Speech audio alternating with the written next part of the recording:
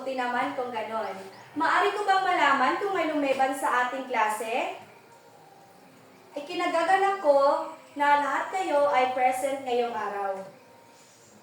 Maari ko bang malaman kung nagbigay ako sa inyo ng takdang aralin? Mabuti naman kung ganon. Ngayon, bago tayo tumungo sa ating bagong aralin, alamin muna natin ang ating mga alituntunin sa loob ng ating silid-aralan. Maari ba nating basahin, mga bata? Ang ating mga alituntunin sa silid-aralan, una ay ang respeto sa bawat isa. Sunod naman, unawaing maigi ang instruksyon. Laging magtaas ng kamay kapag may nais sabihin. At epektibong lumahok sa talakayan at ang panghuli naman ay sumunod sa ating patakaran. Naintindihan ba, mga bata? Mahusay.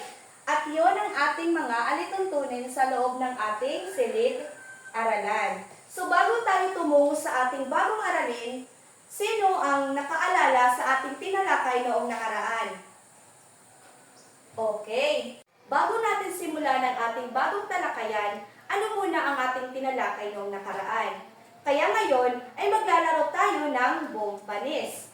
Kapag ang pangungusap ay tama, sumigaw ng boom. Kapag naman ay mali, sumigaw ng panis.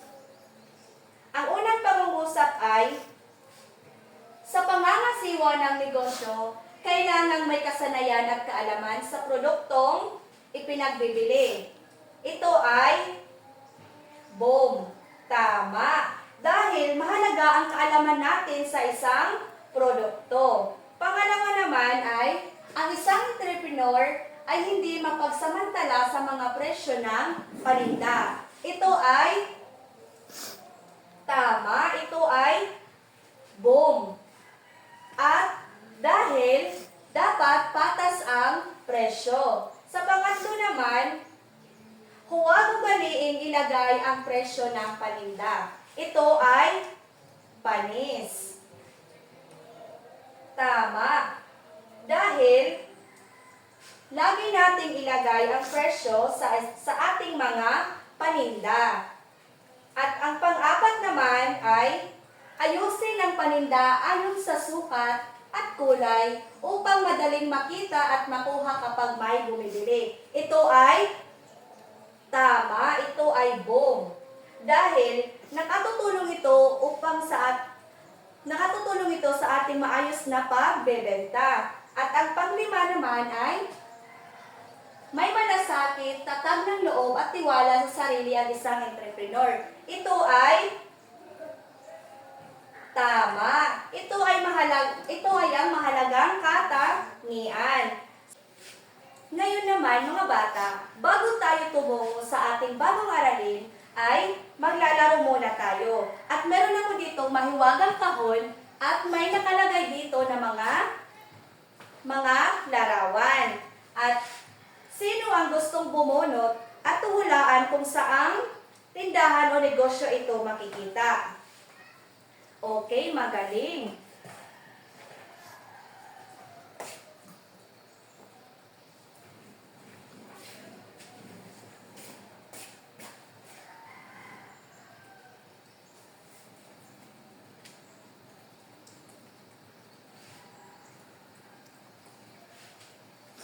Ang mga nasa larawan ay ito ay ang isang pakete ng kape, isang suklay, at isang sirang tsinelas na tila ay naayos na.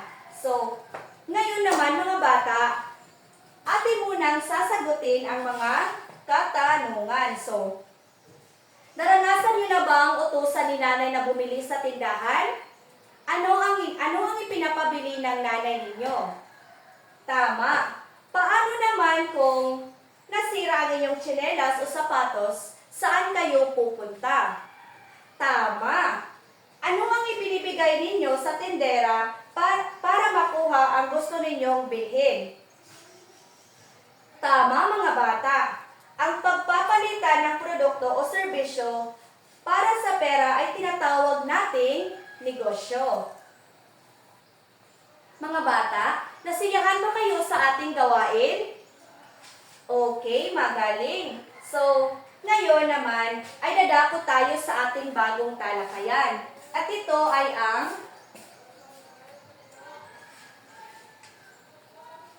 iba't ibang uri ng negosyo na maaring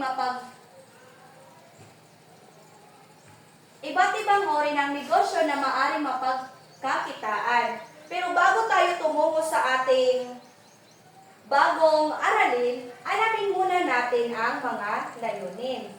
Pakibasa mga bata. Okay.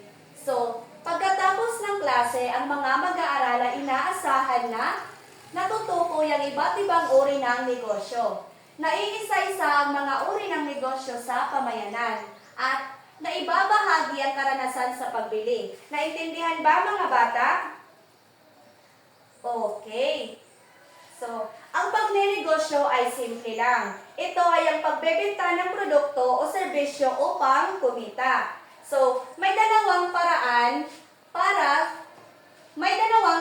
kung paano tayo magkakaroon ng negosyo. Ang unang paraan ito ay ang pagpoproduce ng produkto galing sa pinagkukunang yaman. So, ang halimbawa nito ay ang kahoy ay ginagawang upuan. Ang harina ay ginagawang tinapay. Naintindihan ba mga bata? Okay, ang pangalawang paraan naman ay ang pagkakaloob ng serbisyo kapalit ng kabayaran. So, ang halimbawa naman dito ay ang talino sa computer o lakas sa pag-aayos ng sapatos. Naintindihan ba mga bata? Okay, so may katanungan ako mga bata. So ngayon, sino sa inyo ang nakabili na sa isang bakery? So, ano ang nakuha ninyo kapalit ng inyong pera? Tama, dahil ito ay inyong nahawakan at naiuwi. So, ang bakery ay negosyong nag-aalok ng produkto. E paano naman noong nagpagupit ka sa isang barberia? Naiuwi mo ba ang buhok? Magaling! Ang binabayaran mo doon ay ang kanyang skills o galing. Iyan ay ang tinatawag nating serbisyo. So, naintindihan ba mga bata?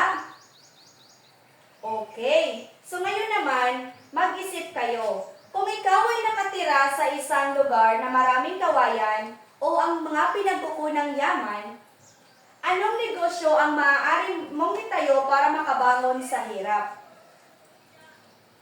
Napakahusay mga bata. E paano naman kung wala kang kawayan? Pero, napakahusay mong mag-drawing o mag-paint. Tama. Nakikita nyo ba? Kahit anong sitwasyon, basta tayo ay may tiyaga at gumagamit ng ating talino, maaari tayong magkaroon ng negosyo. Ito ay susi sa pagunlad at pagbangon mula sa anumang pagsubok katulad ng pandemya. Naintindihan ba mga bata? Okay, tama, napakahusay. Ngayon naman, ay handa na ba kayo para sa ating susunod na gawain? Okay. Ngayon naman mga bata, handa na ba kayo para sa ating susunod na gawain? Napakahusay. Ngayon naman ay maglalaro tayo ng The Barangay Business Quiz. So, hatiin ang klase sa 4 na grupo. Bawat grupo ay bibigyan ng quiz envelope na naglalaman ng situation card at isang local map o isang guhit ng isang typical na barangay na may mga blankong gusali. So, ang bawat grupo ay may kinakaharap na problema sa ating kunwaring barangay. So, babasahin ninyo ang ibibigay ko na mga situation card at hahanapin sa ating pisara kung saan negosyo ito makakatulong sa inyo. Naintindihan ba mga bata? Okay. Napakahusay at napakagaling ninyong mga bata. So ngayon, ating i-check kung tama ba ang inyong mga napuntahang mga negosyo. So, sa unang pangkat, Linggo ng umaga, walang ulam at kanin sa bahay dahil naubusan ng gasol. So, saan kayo pupunta? Okay, sa isang sari-sari store o sa isang karenderya. Tama. At sa pangalawang pangkat naman, may interview ang iyong tatay bukas, pero ang dumi at lukot-lukot ng kanyang barong. So, saan kaya pupunta? Tama. Pupunta sa isang laundry cleaning shop o sa isang clothing store. At sa pangatlong pangkat naman, bumagsak ang iyong grado dahil hindi mo nagawa ang iyong project. Sira ang inyong computer at walang internet. So, saan kaya pupunta? Okay. So, pipiliin ang computer shop o Pesonet o sa isang electronic repair shop. At sa pang-apat na pangkat naman ay kaarawan ng iyong lola at gusto mo siyang bigyan ng regalo, pero 50 pesos lang ang iyong ipon. So, magdedesisyon ka kung saan ka pupunta. Ito ay kung sa gift shop o sa isang bakery na bibili ng cupcake. Okay. So, napakagaling ninyo mga bata. So, ngayon naman, sa pangkat 1, bakit karinderya ang pinuntahan ninyo at hindi barberya? Tama, magaling. Sa pangalawang pangkat naman, ano ang kinuha ninyo sa laundry shop? Isang bagay ba o isang tulong? Tama. Iyon ay ang tinatawag nating serbisyo. Samantalang ang binili ng pangkat 2 na ulam ay produkto. So, napansin niyo ba mga bata na kung walang mga negosyong ito, mahihirapan tayong solusyonan ang ating mga problema sa araw-araw. Okay. So, sa ating laro mga bata, nakita natin na ang bawat negosyo ay may silbi. Noong pandemya, marami ang nawalan ng trabaho. Sa tingin ninyo, kung ang isang tatay ay marunong mag-ayos ng sapatos at marunong ding mag-bake ng pandesal, mas madali ba siyang makakabangon? Tama. Ngayon naman, napakahusay ng inyong ipinakita sa ating mga gawain. So ngayon, susubukan nating hamunin ang inyong mga isipan. Handa na ba kayo para sa ating quick sort challenge? Okay, magaling. So ngayon mga bata, may ipapakita akong mga litrato. At ito ay ang isisigaw lamang ninyo ang mga tamang kategorya. Naintindihan ba ang mga bata? Okay. Una ay ang larawan ng isang mainit na tinapay o sa bakery. Tama. Sa pangalawang larawan naman, ito ay ang larawan ng gunting at suklay sa isang barber shop. At sa pangatlong larawan naman, ito ay ang larawan ng kumikinang na kotse o sa isang car wash. Sa pang-apat na larawan naman, larawan ng mga dilata at soft drinks na mabibili natin o makikita sa isang sari-sari store. At sa pang-limang larawan naman, ito ay ang larawan ng isang makinang patahian. Ang galing! So ngayon naman, bakit ninyo nasabing serbisyo ang isang car wash? Gayong gumagamit naman sila ng sabon at tubig na mga produkto. Eksakto! Napakatalino talaga ninyong mga bata. E paano naman ang patahian? Bakit may nasabing produkto at may nagsasabing serbisyo? Mahusay na obserbasyon. Ngayon, tingnan natin ang mas malawak na aspeto. Kung bukas ay mawawala ng lahat ng negosyo sa inyong barangay, ano ang mangyayari sa ating komunidad? Tama! Kaya, bilang pagbubuod, ano ang dalawang uri ng negosyo na pinag-aralan natin at bakit sila mahalaga? magandang pagbubuod. Tandaan ninyo mga bata na ang bawat negosyo, maliit man o malaki, ay nagsisimula sa pagtsatsaga. Gaya ng mga negosyanteng bumangon matapos ang pandemya. Kayo rin ay maaaring maging matagumpay na entrepreneur balang araw kung kayo ay masipag at madiskarte sa buhay. May naintindihan ba mga bata? Okay, so ngayon naman ay dadako na tayo sa ating pagtataya. So, kumuha kayo ng isang buong papel at isulat ang tamang sagot. So, narito ang ating panuto. Basahin ang mga sumusunod na sitwasyon.